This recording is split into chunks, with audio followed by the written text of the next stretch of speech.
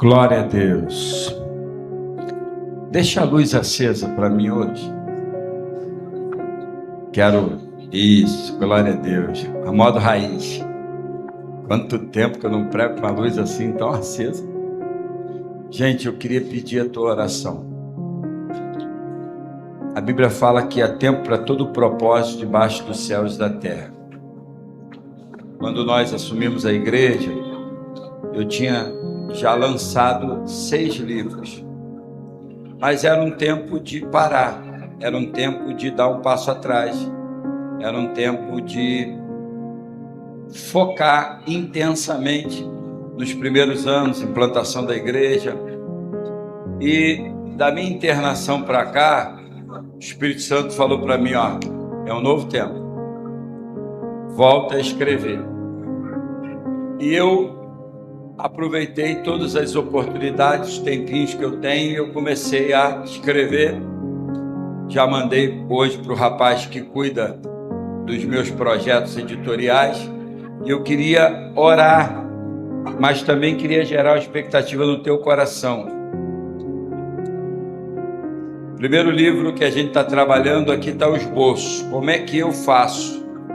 Eu peço direcionamento de Deus para o tema, para 10, 20 capítulos, anoto e depois eu venho escrevendo. Porque na verdade eu vou ao longo da minha vida escrevendo um livro, depois eu só compilo. Então o primeiro livro é sobre a vida de Jó, quando tudo na vida implode. Como permanecer firme quando a vida desmorona e Deus está construindo algo muito maior. Como permanecer firme. Segundo livro, ressignificando as dores da nossa vida. Pastor, quando tudo na vida implode, ressignificando as dores da nossa vida. Irmão, eu sou especialista em sobreviver às dores. Eu sou especialista em sobreviver às perdas. Eu tenho que falar de quê? Daquilo que eu sou especialista. Esse livro é baseado na história de Jabes. A arte de carregar queijinhos. Grandes vitórias são maquiadas atrás de pequenas obediências. Davi só foi Davi e só matou Golias porque ele obedeceu o pai dele, indo carregar queijinho e pão na batalha. Esse livro é um livro técnico que vai ajudar muita gente que tem medo de falhar em público. Ninguém tem medo de falar em público. Todo mundo tem medo de falhar em público. Antes de falar, fale daquilo que você viva. É o princípio desse livro. Esse outro livro aqui é um livro técnico, que é uma especialidade minha há mais de 30 anos. Gestão financeira de campanha eleitoral. Vai ser o único livro desse tema no Brasil, ainda não tem. Então, é um livro muito especial, vou lançar em e-book esse ano, e em 28 eu vou lançar ele para ganhar milhões, sabe? Botar na obra missionária. Amém? E dar um dinheirinho para minha esposa também, comprar o carro dela, fazer os procedimentos, aquela coisa toda. Ela não está aqui, mas ela falaria glória a Deus. E esse aqui é o meu coração. Durante 6 semanas seguidas, eu tive que fazer um sepultamento. E esse livro foi o primeiro livro que eu lancei em março. Lancei em maio de 2015. Aprendendo a lidar com as perdas. Superação para seguir em frente. No momento que eu lancei esse livro, em março de 2005, eu sepultei meu irmão, que era policial. Fruto de uma emboscada, 10 tiros na cabeça. Eu tive que fazer o reconhecimento, eu tive que cuidar de todo o velório e sepultamento. Em maio de 2005, por consequência do meu irmão ter sido assassinado, minha mãe, que estava traqueostomizada, tinha operado aneurisma. Quando sabe, decide parar de lutar, decide parar de comer e aceita a vida dela. No Dia das Mães de maio de 2005, após sepultar meu irmão, eu sepulto a minha mãe. Em 2011, 7 de dezembro de 2011, eu fico viúvo aos 39 anos de idade com um menino de 7. Então me gerou esse livro, a primeira edição com 100 páginas. Só que depois disso, a minha segunda mãe, que é minha sogra, foi quem fez toda a campanha eleitoral para Sandra ser minha esposa, faleceu de infarto fulminante. A minha irmã mais velha faleceu. Meu irmão mais velho faleceu. E há 2 anos atrás,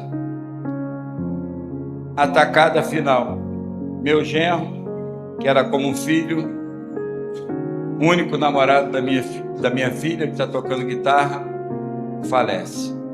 Deus me leva a escrever um livro muito mais completo. Eu ainda estou terminando ele.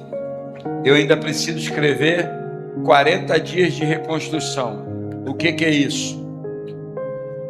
Um devocional, Rômulo, e orientação, Maiara, você que é profissional da área, orientando quem perdeu alguém durante 40 dias. Um texto bíblico, uma reflexão, uma oração e uma tarefa prática. Não existe regra.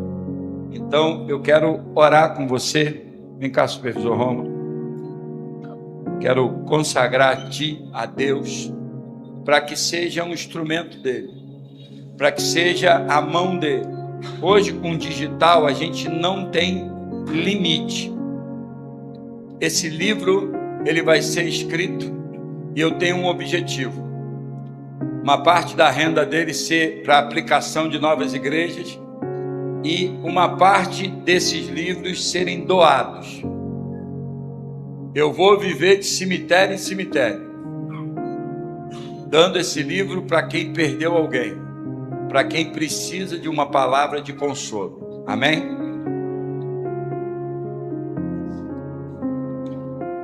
Estenda sua mão para cá. Pai, nós te entregamos, sim, esse projeto. O que para nós são folhas impressas, são ideias humanas, para o Senhor é uma arma poderosa. Então, Deus, nós te pedimos, assim como a tua palavra nos garante, que nós planejamos, mas é o Senhor que determina, Pai.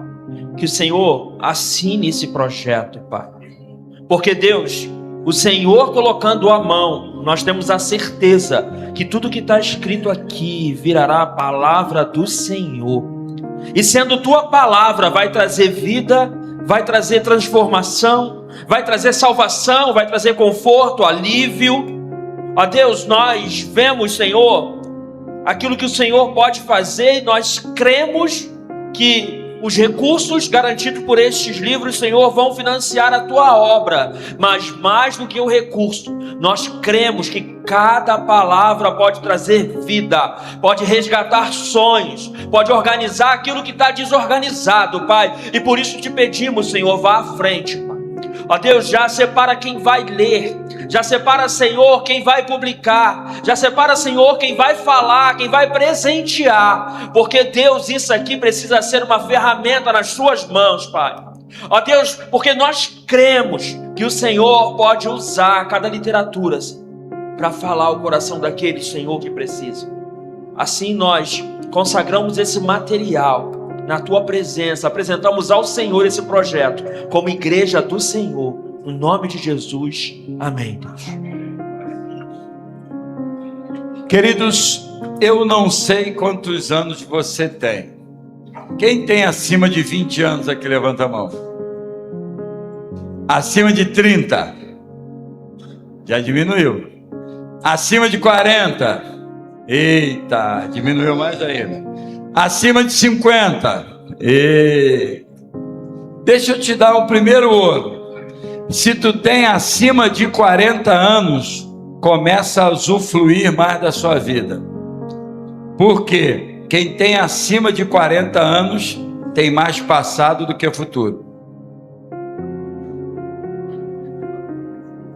Não é horror, é verdade. A gente não está no país das maravilhas.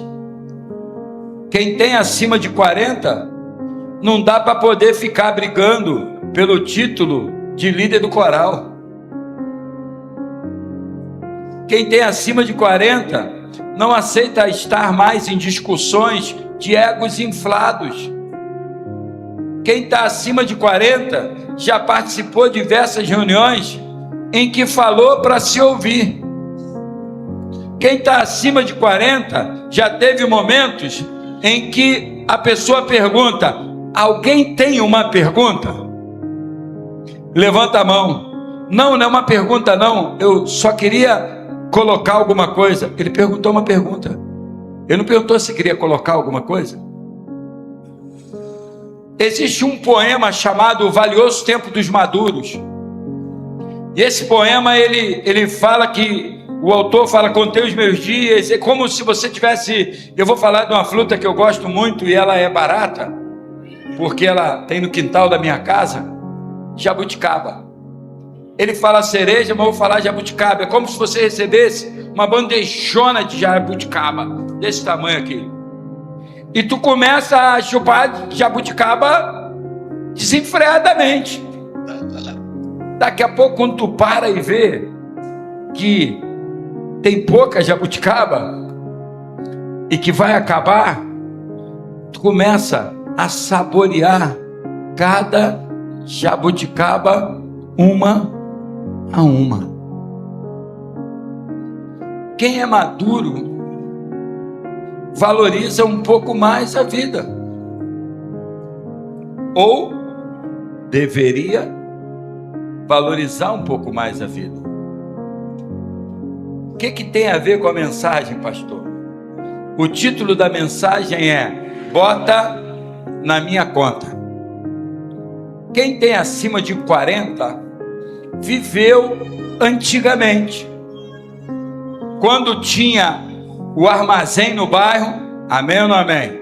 E que aquele armazém tinha uma coisa chamada cadernocard.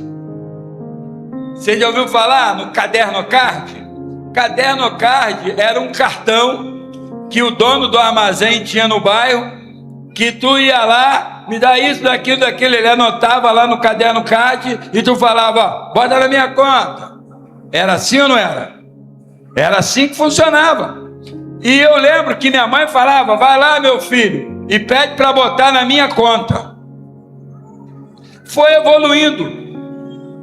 O dinheiro que a gente recebia em dinheiro, em envelope, eu sou desse tempo, em que o pagamento era no envelopezinho, né? Lembra disso? Eu costumo brincar: Gustavo tá igual envelope de pagamento, bonito. Então a gente recebia no dinheiro, ia lá na venda, pagava a conta, a venda comprava outro produto e fazia o que com o nosso crédito? Renovava o nosso crédito. Hoje é tudo na conta. Hoje você fala pro cara: bota na minha conta. Lá em casa quem manda sou eu. Amém ou não amém? Eu mando o Pix, bobo. É a única vez que eu mando. O Pix é uma maneira de colocar um dinheiro na conta. Eu vou ler e vou falar com você de uma das menores cartas da Bíblia. Existem, na verdade, eu não gosto nem de falar que são cartas, são memorandos. Porque carta é algo grande, memorando é uma comunicação pequena. A carta de Judas e a carta a Filemon, elas possuem cada uma 25 versículos. Então, se tu não lê um livro da Bíblia, vaso, em nome de Jesus, leia hoje. 25 versículos, dá 2-3 minutos. Mas é uma carta que tem profundidades tremendas. A carta que Paulo escreve a Filemon é uma das cartas mais pessoais escritas pelo apóstolo Paulo. Ela foi escrita entre 60 a 62 depois de Cristo, enquanto Paulo estava preso em Roma. A carta é endereçada a um homem chamado Filemon, que era um crente rico da cidade de Colossos, que ficava na região da Frígia, e que havia sido convertido por Paulo. Filemão era um homem rico que possuía vários servos, vários escravos, que era permitido naquela época. Mas vamos pensar aqui uma coisa meio louca. Primeiro que a igreja de Colossos, a igreja pelo qual Paulo depois escreve a carta aos Colossenses, é uma igreja que começa na casa de Onésimo, e é uma igreja em célula. Se tu não visitou uma célula, tu ainda não conhece a verdadeira Igreja Batista Atitude. Como assim, pastor? Olha como Paulo começa a carta. Paulo, prisioneiro de Cristo Jesus, e o irmão Timóteo, ao amado Filemão, que é também nosso colaborador, a igreja que se reúne em sua casa. Então a igreja se reunia na casa de Filemão, e Filemão era um senhor de escravos. Imagina a célula funcionando na sala, e Filemão falando de liberdade. Em Cristo a liberdade. Se Cristo vos libertou, verdadeiramente você será livre. E o escravo Onésimo na cozinha, preso.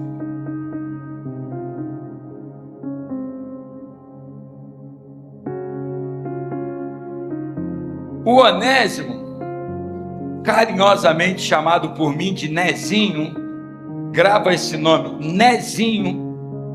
Nezinho decide fugir. Não há uma afirmação, mas acredita-se, pelo que o Paulo fala na frente, se ele te causou algum dano, te deve alguma coisa, bota na minha conta. Acredita-se que Nezinho tirou alguma coisa, roubou alguma coisa, tomou alguma coisa de Filemão e fugiu. Só que Nezinho vai parar em Roma, que era a maior cidade, a cidade onde todo mundo poderia se esconder. Só que Nezinho é preso e cai aonde? Meu amigo, meu dileto amigo da barba bonita, Nezinho cai, é tu mesmo que eu estou falando da barba bonita? Ele cai na prisão que Paulo está, e Paulo prega Suene, e Nezinho se converte, e Paulo começa a desenvolver um relacionamento com Nezinho. Paulo começa a discipular Nezinho, e quando Paulo descobre que Nezinho era servo de Filemão, Paulo não acha justo. Paulo fala: vamos corrigir isso. Cara, eu preciso te enviar de volta, mas eu não vou te enviar de volta mais como escravo.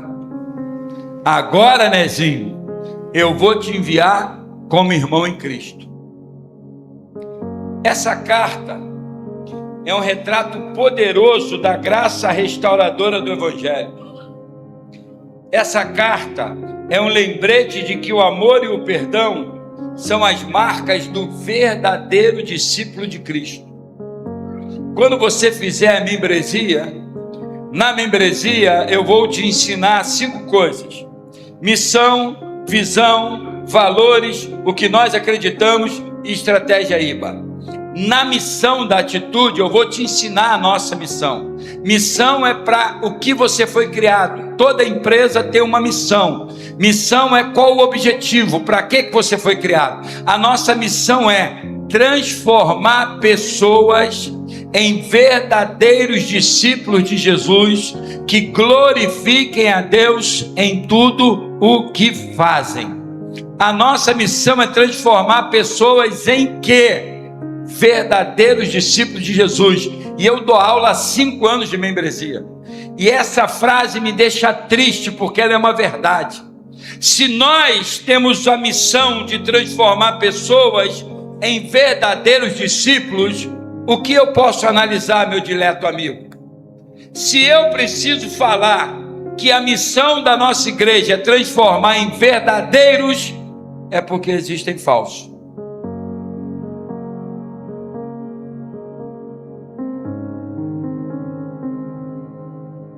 O verdadeiro discípulo de Cristo, ele tem o amor e o perdão como marca da sua vida. O tema "bota na minha conta" vem das palavras que Paulo declara a Filemão no versículo 18. E se te fez algum dano, ou te deve alguma coisa,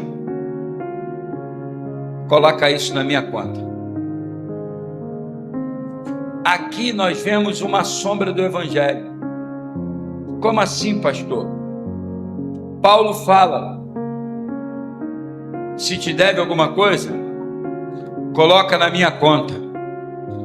Jesus fala: se ele pecou, coloca na minha conta. Queridos, Paulo escreve aos Colossenses que Deus pegou o escrito de dívida que era contra a minha vida e contra a sua vida, pregou na cruz do Calvário e aniquilou completamente, pagando toda a dívida que nós tínhamos.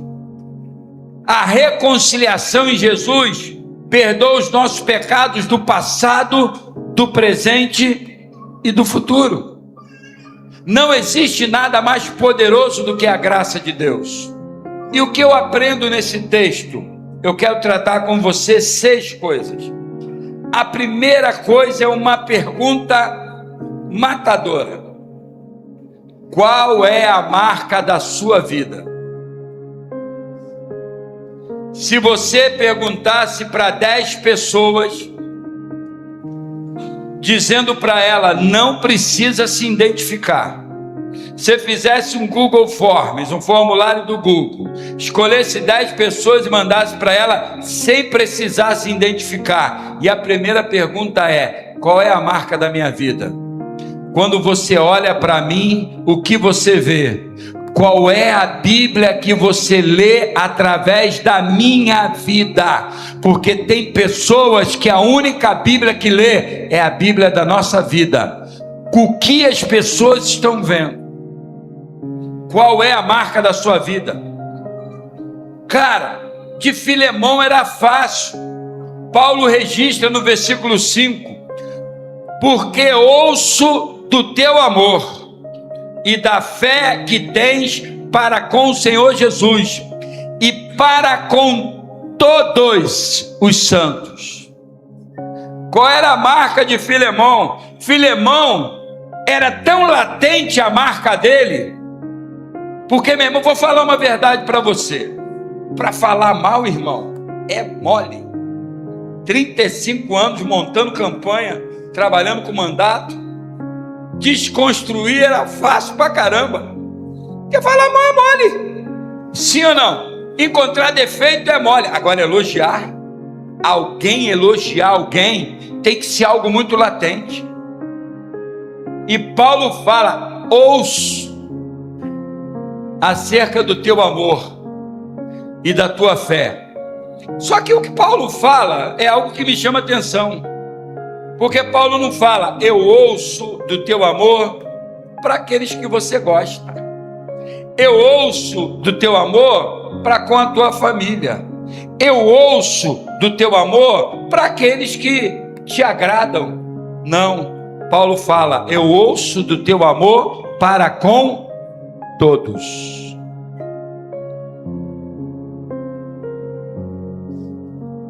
A marca da vida de Filemão era o amor para com todos. Ele era reconhecido não por ser rico. Cara, que coisa linda. É pecado ser rico? Não. Era pecado ele ser rico? Não. Mas ele não era reconhecido por ser rico. Ele era reconhecido pelo seu coração generoso e acolhedor, o seu amor para com todos.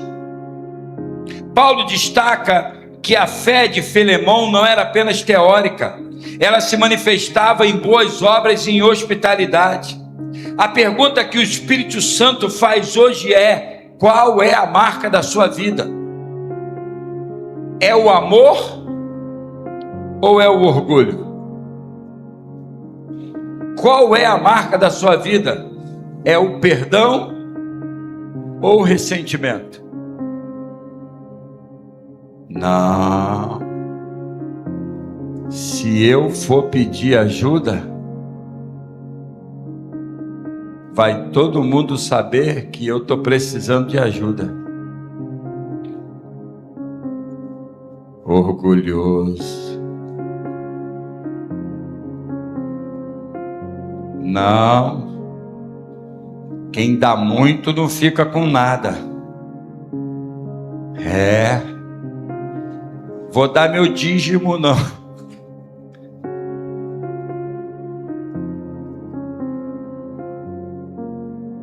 Qual é a marca da sua vida? O que as pessoas estão lendo através da tua vida? O que as suas colegas de colégio, de faculdade estão lendo através de você? O que os seus colegas de trabalho estão lendo através de você? Você não é mais um. Deus te chamou para fazer a diferença. Qual é a marca da sua vida? Como é que as pessoas te veem? Crente estressado? Será que alguém olha para você e fala, me perdoa, mas ser crente igual você? Não dá não.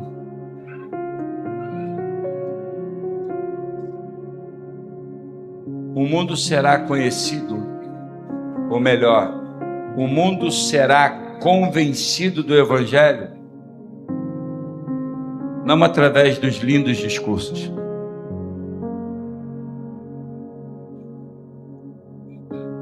O mundo será conhecido, ou melhor, o Evangelho será conhecido no mundo pelo amor que demonstramos uns aos outros. Jesus no Getsemane, João 17, ele está prestando conta. Ele está prestando conta da nossa vida. Ele está orando por nós.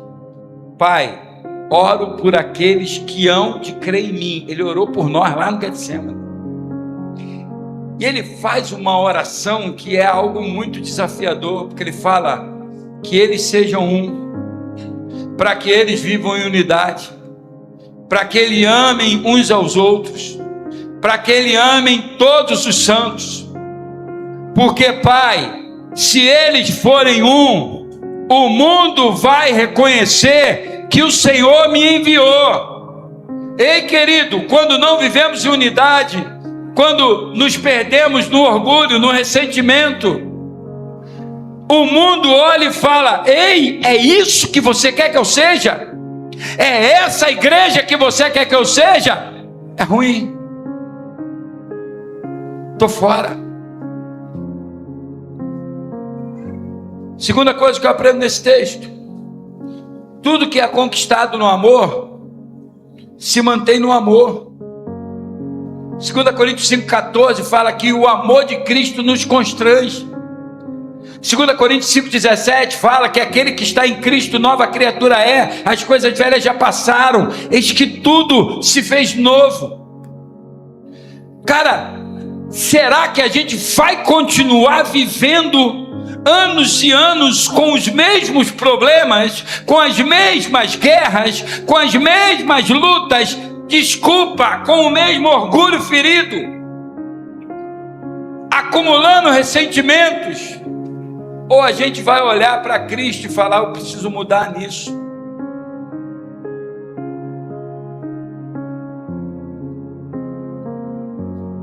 Eu lembro que antes de eu me converter, eu ia para barzinho que tinha música, voz e violão, e sempre tinha os caras vendendo flâmula lá, aquela flâmulazinha estampada, amém? Vocês nem sabem o que é isso. É a mesma coisa falar para vocês, máquina de datilografar, vocês não tem nem ideia. Mimeógrafo, aquele cheirinho do mimeógrafo legal da secretaria, rodando. Vocês tudo café com leite não sabem o que é isso. E estava lá, sempre o cara vendia as flâmulas, e eu gravava, porque minha memória hoje não é tão boa quanto era, né? 30 anos atrás. E tinha uma frase que eu me amarrava: amo a liberdade, por isso as coisas que amo deixe-as livres, se voltarem é porque as conquistei. Se não voltarem, é porque nunca estive. O evangelho não é na força. O evangelho é no amor. Aqui ninguém é obrigado a ser nada. Nós não vamos deixar de te motivar. Nós não vamos deixar de te provocar. Nós não vamos deixar de falar para você: Deus não te chamou para viver na escassez. Deus não te chamou na miséria. Deus te chamou para comer o melhor dessa terra. Ele te prometeu vida e vida em abundância. Nós vamos sempre te motivar, mas você não é obrigado a nada.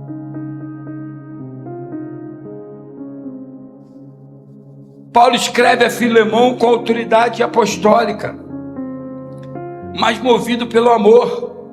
Tem um versículo aqui que me constrange.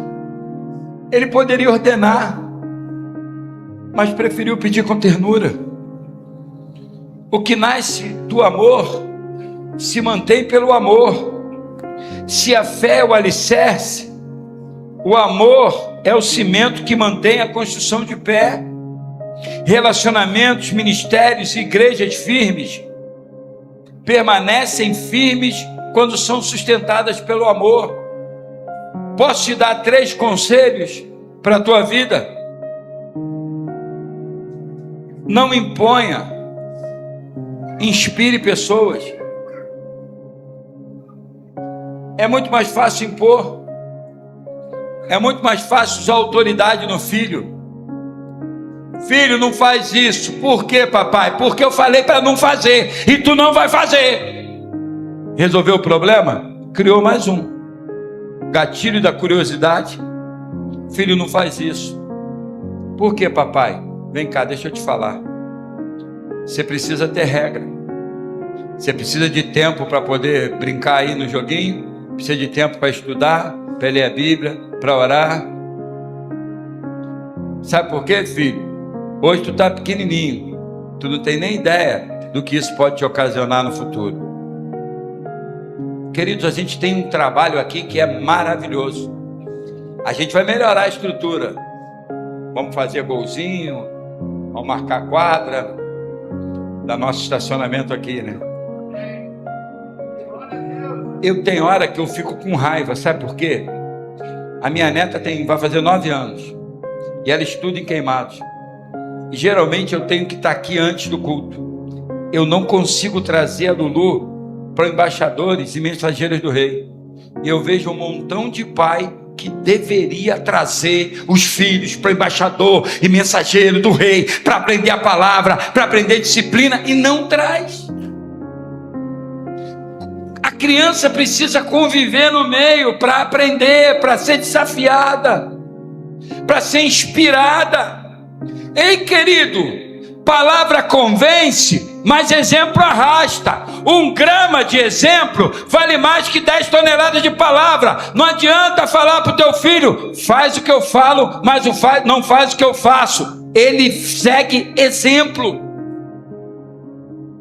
Presta atenção do que tu está falando e o teu filho está ouvindo. Caraca, pastor é fogo, hein? Pregou uma palavra hoje na ceia, pegou a gente. A criança está ouvindo no banco traseiro. Criança, no próximo culto que eu vou abraçar, ela vai fazer o quê?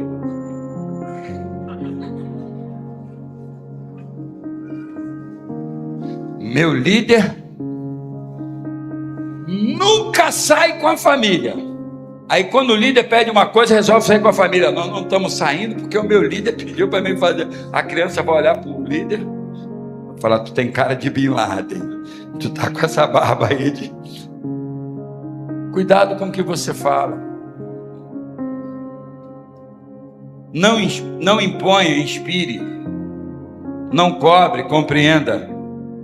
Não mande, ame. O amor é o elo que mantém a unidade da fé. Queridos, olha que loucura. Olha o que Paulo escreve para Filemão. Pois bem, ainda que eu sinta plena liberdade em Cristo para ordenar. Cara, isso aqui me constrange. Ainda que eu sinta em Cristo plena liberdade para ordenar. a você o que convém ser feito. Prefiro, no entanto, o que Paulo sabe? Eu poderia estar mandando, mas eu prefiro, é uma opção minha. Eu entendo que é a escolha correta, eu entendo que dessa forma é a melhor forma. Prefiro, no entanto, pedir em nome do amor, sendo que sou Paulo, o velho, e agora também prisioneiro em Cristo Jesus. Tudo se conquista no amor, se mantém no amor. Pastor, eu vou dar uma ajudazinha, vou servir no ministério. Vai não. Pastor, tá precisando de gente, eu vou servir. Aqui não. Você não tem que servir por necessidade. Você tem que servir porque você ama entregar o melhor para Deus. Porque talvez você não entenda, o nosso culto não começa no louvor, o nosso culto não começa na recepção, o nosso culto começa no apoio. Porque enquanto você está aqui adorando, a galera está lá no estacionamento. Irmão, bota o carrinho aqui. E olha, há um planejamento para colocar o carro de uma maneira que caiba mais carros. Você pensa que é fácil estar lá? Porque tem irmão que fala, não vou colocar aqui não, vou colocar ali, vai e coloca o carro. O irmão do apoio tem que fazer o quê? Amém, irmão. Obrigado, Jesus. Se atrapalhou toda a minha vida, mas eu estou aqui. Parece que não, mas o apoio, porque se o apoio chega para você e fala, pô, meu querido, coloca aí não, coloca lá, o que vai acontecer? Tu já vai entrar na igreja como? Brincadeira, cara grandão lá, só porque ele é grande? Se ele fosse pequenininho, ele não falava assim comigo. Recepção, irmão, você acha que todo culto, que essa galera que está na recepção e oi querida, oi querido, seja bem-vindo, desfruta, o culto é maravilhoso, vou arrumar um lugarzinho para você. Eu mudei a configuração, fiz anfiteatro, quebrei 2 pessoas. Primeiro quem vai pregar, porque não adianta ficar aqui, vai ter que aprender a andar para lá, vai ter que aprender a andar para cá, tem que estudar a mensagem, porque enquanto eu estou andando e estou falando aqui, se eu não me guiar pelo que eu estudei, eu vou esquecer o que está escrito lá. Mas eu também compliquei a recepção, porque todo mundo começa a encher daqui primeiro. Aí elas têm que olhar, está cheio, passa lá por trás. Você acha que toda vez que elas estão servindo aqui, está tudo bem na vida delas e deles? Você acha que não tem dia que eles estão ali, estão com conta para pagar e não sabem como pagar? Alguém com enfermidade, sentindo dor, talvez foi maltratada. Você acha que todo mundo que entra ali, entra, obrigado minha irmã e tal? Precisamos fazer o excelente Kids. Você acha que é fácil servir no Kids? Serve um dia com as crianças especiais, tu vai ver como é que vai sair teus braços. Eu estou falando porque nós servimos. Você acha que é fácil? Não é fácil. Mas queridos, Paulo fala, eu poderia mandar, mas eu prefiro pedir em nome do amor. Terceira coisa, Deus é especialista em tornar o inútil em útil. Eu lembro na minha adolescência, cara, só coisa do Satanás. Tinha uma banda que tinha uma música e a gente cantava, pulava. Inútil! A gente só... Olha só, cara. É tão inútil o animal que nem o verbo conseguia conjugar direito. Inútil! A gente somos e cara, meu Deus do céu, eu fico parando. Inútil! A gente... É só coisa ruim, irmão. Ainda pulava, ele era inútil, eu olhava, pô, eu sou inútil. Deus é especialista em transformar inútil em útil. Versículo 11, Paulo escreve a Filemão e fala para ele de Nezinho, outrora ele foi inútil, mas agora ele é útil, tanto a ti contra a mim.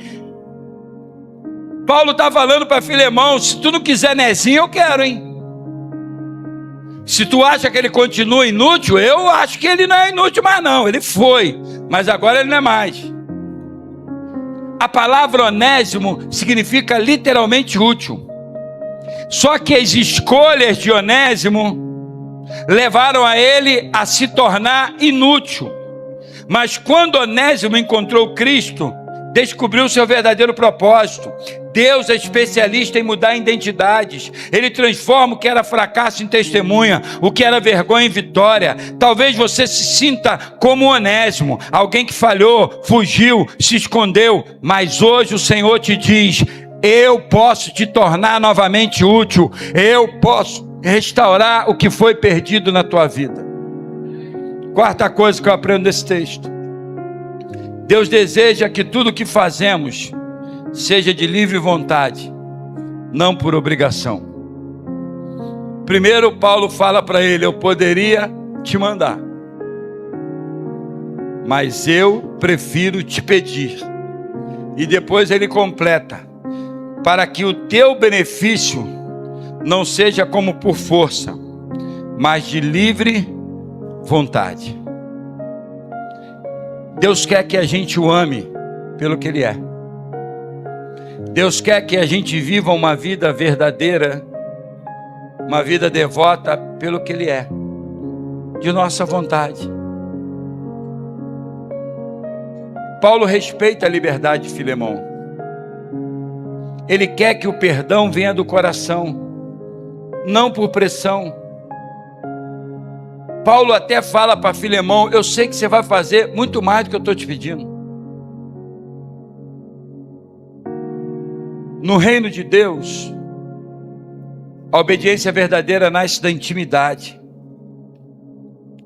Deus não quer servos que agem por medo, mas filhos que obedeçam por amor. Hoje me alegrei quando me disseram: vamos à casa do Senhor. Cara, Deus quer que a gente tenha prazer. Deus quer que a gente tenha prazer de expressar com a nossa vida o que a gente canta. Te adorar é o que sustenta-me de pé. Não vou... Me ajuda aí, gente.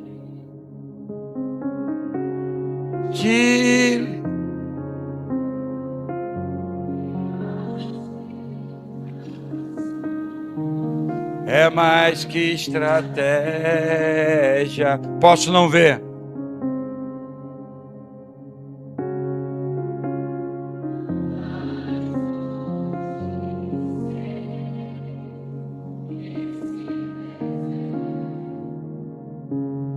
Chegar ao fim, o Senhor está cuidando. E para encerrar, a coisa mais rara. A Bíblia fala, se eu não me engano, no livro de Ezequiel, que Deus procurou alguém para se colocar na brecha e não encontrou.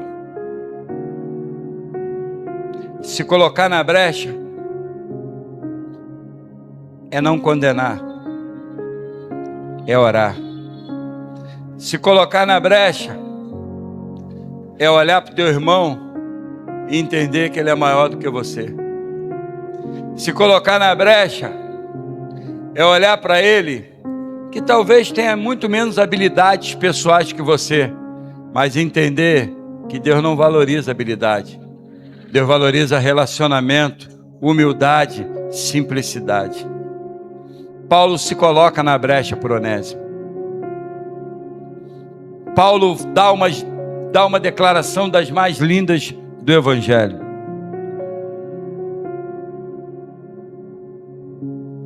Portanto, se você me considera companheiro, recebe-o como receberia a mim.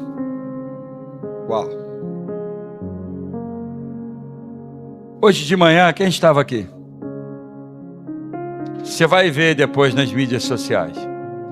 Hoje de manhã nós fizemos a celebração da festa da colheita e nós fizemos algo novo que ainda não tínhamos feito. O vídeo está aí? Nós honramos um irmão invisível. Ele não sobe aqui no altar para pregar. ele não sobe no altar para tocar. Ele não é supervisor de rede. Ele não é supervisor de área, de setor. Ele nem mesmo líder de célula é. Ele não lidera nenhum ministério. Mas ele teve uma atitude que marcou a nossa vida, né, Ricardo? Que anulou todas as nossas desculpas, né, John? O irmão Aurélio,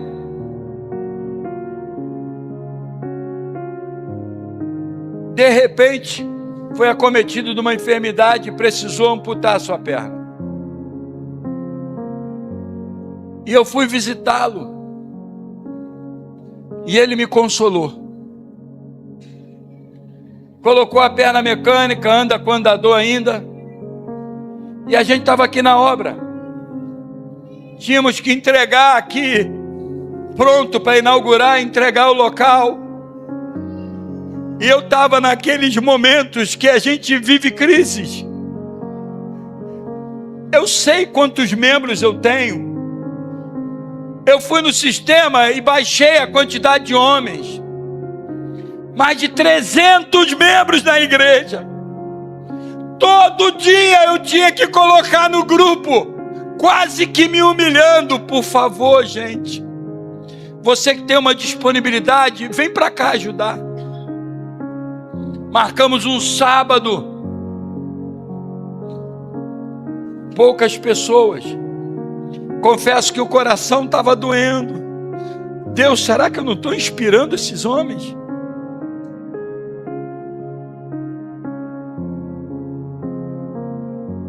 Eu acho que eu estava lá em cima. Quando eu desço, conseguiu, Kiko? Eu me deparo com essa imagem. Apaga a luz toda, por favor, e solta esse vídeo. Sonda-me, Senhor, e me conhece. Quebranta o meu coração. Transforma-me conforme a tua palavra e enche-me até que se ache só a ti. E então usa-me, Senhor, usa-me.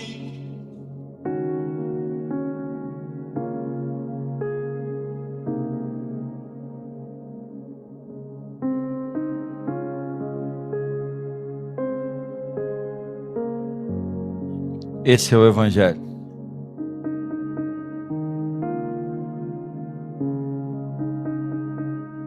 Pastor Josué te provocou.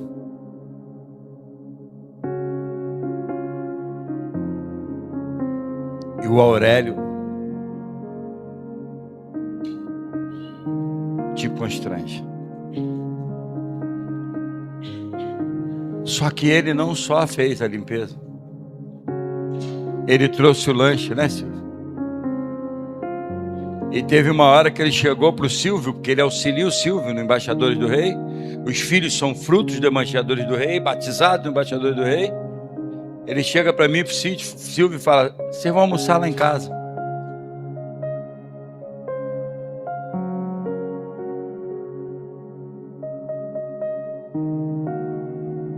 Generosidade. Filemon. Qual é a marca da vida desse irmão? Qual é a marca da sua vida? Paulo intercede por Onésimo como Cristo intercedeu por nós. Paulo diz: bota na minha conta. Jesus na cruz, bota na minha conta também. Cristo pagou o preço por nossa culpa. Ele tomou o nosso lugar, perdoou a nossa dívida e nos chamou de irmãos. Esse lugar é chamado de lugar de sonhos e recomeço, mas o verdadeiro lugar de sonhos e recomeço é estar aos pés da cruz. A carta de Filemão é curta, mas poderosa. Ela mostra o poder de um amor que perdoa, de uma graça que restaura e de um Deus que recomeça histórias. Paulo acreditou que Filemão poderia agir como Cristo, e ele acreditou que Onésimo poderia mudar. Assim é o coração do Evangelho, Paulo Vitor. Ninguém está além da graça. Nenhum erro, nenhum pecado, nenhuma falha pode anular o poder do amor de Deus pela nossa vida. Talvez hoje você se sinta como Onésimo, culpado, longe por tentar fugir, perdido, sem esperança. Mas Cristo está dizendo: se ele pecou, bota na minha conta. Eu já paguei o preço. Eu recebo de volta como filho. Venha Jesus. Deixe ele transformar sua culpa em graça, sua fuga em encontro e sua dor em recomeço. Hoje é dia de voltar para casa. Eu não sei como você entrou aqui, mas uma coisa eu sei: você pode escolher sair daqui redimido, restaurado, transformado, com a tua comunhão restabelecida e recomeçando no lugar de onde você não deveria ter saído, que é na presença do Senhor. Eu quero orar. Queria te convidar a fechar os seus olhos, curvar a sua cabeça. Eu vou fazer uma oração simples e eu quero que você repita comigo na tua mente. Você não precisa balbuciar palavras. Você precisa somente repetir na tua mente. Se o Espírito Santo falou com você e você quer entregar a sua vida para Jesus essa noite, ou você quer reconciliar, porque talvez como Onésimo, você fez escolhas erradas, e essas escolhas erradas te levaram para longe, mas você veio aqui hoje, o Espírito Santo falou contigo. Não são minhas palavras. A Bíblia fala que é o Espírito Santo quem convence o homem da justiça, do juízo e do pecado. Eu não tenho poder nenhum para ganhar você para Jesus. Quem te ganha é o Espírito Santo. Quem te convence que você precisa mudar, recomeçar, é o Espírito Santo. E eu quero orar. Queria pedir que todos fechem os seus olhos, por favor. Repita comigo: Senhor Jesus, muito obrigado por essa noite. Muito obrigado por ter pago o preço por mim na cruz do Calvário. Da mesma forma que Paulo pediu para que, se Onésimo devesse alguma coisa, se ele devesse, se ele tivesse causado algum dano, se Paulo condicionou, colocasse na conta dele: Senhor, no meu caso é diferente do Onésimo. Não tem si não, Senhor. Eu errei feio mesmo. Eu pequei contra ti, pequei contra os céus. E eu sei que nessa noite a conta dos meus pecados foram pagos. Me aceita como teu filho. Me dá um abraço, Senhor. Escreve meu nome no livro da vida. Eu quero recomeçar. Em nome de Jesus, amém.